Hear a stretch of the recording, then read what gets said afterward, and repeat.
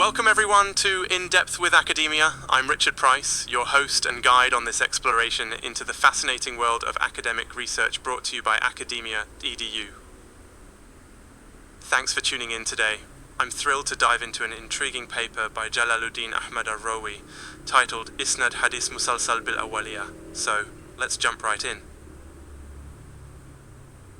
The core question of Jalalluddin Ahmad Ar-Rowi's paper revolves around the tradition of Hadith Musalsal, specifically the type referred to as Bil-Rahmah.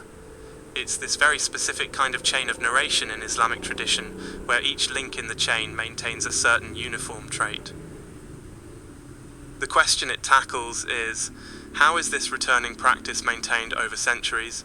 How does it shape the understanding of Islamic teachings? And why does all this even matter?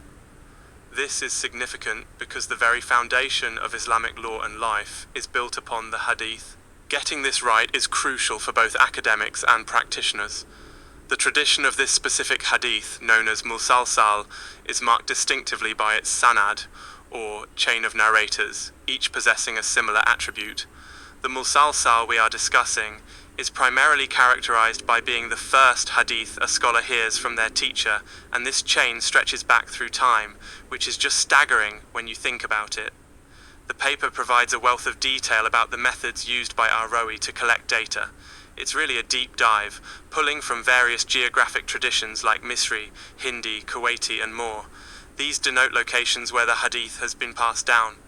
What's absolutely captivating is how Ar-Rowi shows us the vibrant living history threaded through these narrations. He even takes us on a bit of a global tour. I mean, seriously, we're globe-trotting virtually through these hadith, which is like an academic's dream travel. The key takeaway from Jalalluddin Ahmad Ar-Rowi's work is his remarkable synthesis of how academic and spiritual traditions work hand in hand to preserve and renew cultural knowledge. It's sort of like a marathon relay, where the baton is this rich spiritual knowledge being passed down through the ages. Amazing, right? Now, let's talk about the paper's tangible insights. What really struck me here, well, the first is the idea that tradition, particularly religious or spiritual tradition, isn't static. It's alive, dynamic, constantly evolving. Ar-Rowi demonstrates that through this beautifully curated collection of had narration chains, where each link stands for both a guardian and a gatekeeper to knowledge itself. Another breathtaking revelation is the human element involved. The scholars aren't just transmitters of words, they're part of this vibrant ecosystem that keeps belief alive and kicking. They embody qualities like compassion and empathy, which are central tenets of the hadith being studied. So when we talk about the transmission of this type of hadith, it's almost like we're seeing these values experienced among the scholars themselves. Humankind, it's brilliant. And can we take a minute here to appreciate how, even as we explore the structured complexities of this hadith, these traditions manage to stay grounded? You know, it's a wonderful reminder that even in academia, where things can get terribly intricate. Honestly, I've read some papers that made me question if I was reading English. Real connection points us back to something profoundly human. It's a lovely kind of irony, don't you think? Overall, Ar-Rowi doesn't merely catalogue, he spotlights this ongoing conversation between the past and present, the scholarly and the spiritual.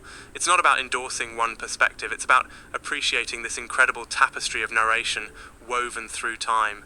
And really, folks, that's what makes academic inquiry so enriching. Before I start preaching here, pardon the pun, let me wrap this up on a reflective note. Remember, no academic paper is the final word on a topic.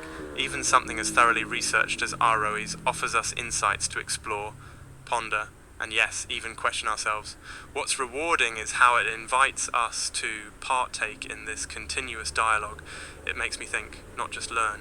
There we have it, a glimpse into the world of hadith and tradition through excellent academic lens. I hope you've enjoyed our dive on this and perhaps it's inspired some reflection or sparked new curiosity. There's just so much to explore. Thank you for joining me today on In Depth with Academia. Until next time, keep questioning, stay curious, and remember the joy in every academic pursuit. Bye for now. Welcome everyone to In Depth with Academia. I'm Richard Price.